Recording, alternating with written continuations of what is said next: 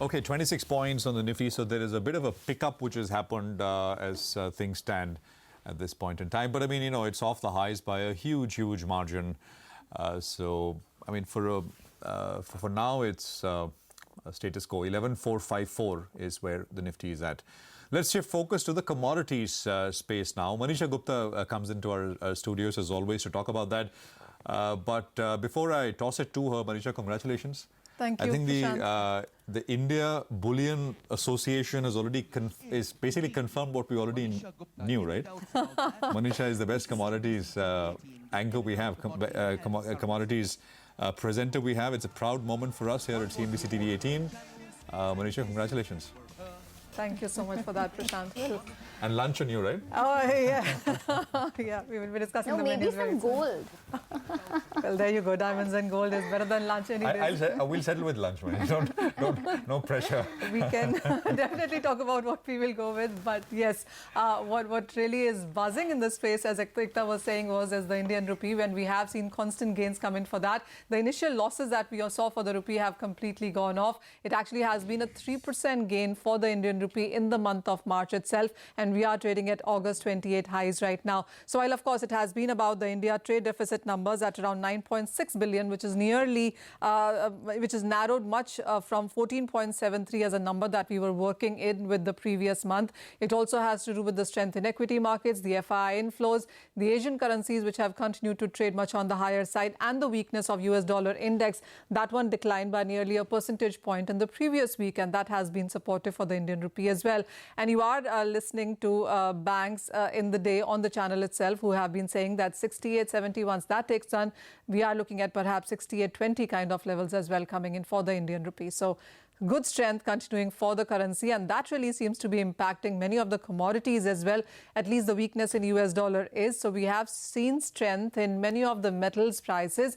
The crude oil prices also seem to be getting some support from there. But what really is bothering the crude oil prices, apart from currency, is the global economic data that we have seen come in. The US production numbers, the US manufacturing and the factory data numbers have all been on the weaker side, and that bothers the market in sense of the global demand growth.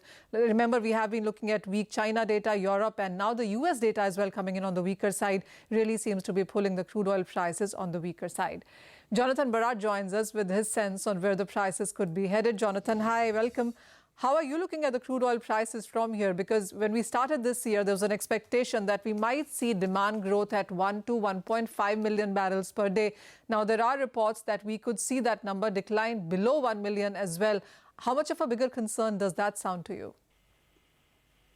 Manisha, good morning, and also congratulations. Well done. Thank you. Thank you, Jonathan. Now, looking at the crude price, I can actually see that although the demand picture is certainly looking a little bit weaker than what we first saw, we're also seeing that OPEC are cutting deeper. And as a result of that, we're seeing prices relatively well supported. So when I look at it from that perspective, you can see that supply tightness is having an impact. The other important thing to note is that China and US trade talks are also getting a positive spin back onto the market. So I would think that there's some euphoric play occurring once we get that trade deal settled. And as a result of that, OPEC continue to be short on their supply. That should keep prices a little bit higher from here. Jonathan, almost everybody is talking about $70 a barrel as a reality sooner than later in this quarter itself. How optimistic are you on that? Look, I think if everything comes to play, that if we do get that, I guess that euphoric lift, from trade talks, two of the world's largest trading nations coming to agree on trade, then that should stimulate demand. The other side of the equation is the stimulus out of China. So I think it is quite realistic to assume that we will see prices higher. I do note that the contracts, have sort of just about or at that level where if they do break out, and that's through that 67, 68 level Brent, then we could see a run to that 70. But we are currently trading at tough resistance. If we get through, then 70 is just a couple of sessions away. But at the moment, it's sort of got to get through this resistance, and that's the key. Jonathan, before we let you go, what's your sense on the metal prices also? Because with the US and China trade talks now progressing well, it's come to a wording which says concrete progressing, or, we're looking at change of words here. How is that impacting the metal prices? Well, I think it's quite interesting. I mean, you do look at copper, and you look at the supply shortness of copper, and the fact that copper on the LME is trading around that 6,500, which is very critical resistance.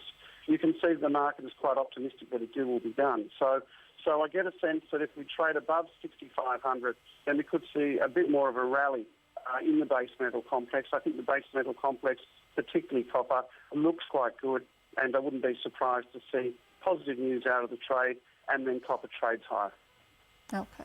Okay, all right, Manisha as well as Jonathan, thanks very much for joining in and taking us through all of those details in the commodity space. We have some source-based information on Aegis Insurance may have expressed intent to raise stake in IDBI Federal Life Insurance. So that's some news coming in. Maybe we can get Yash to talk about it soon enough. As of now, we need to take a break, but we're going to take another important discussion forward on the potential Mindtree L&T deal and discuss various contours with Amit Tandon and Sriram Subramaniam. Stay tuned, that conversation coming up.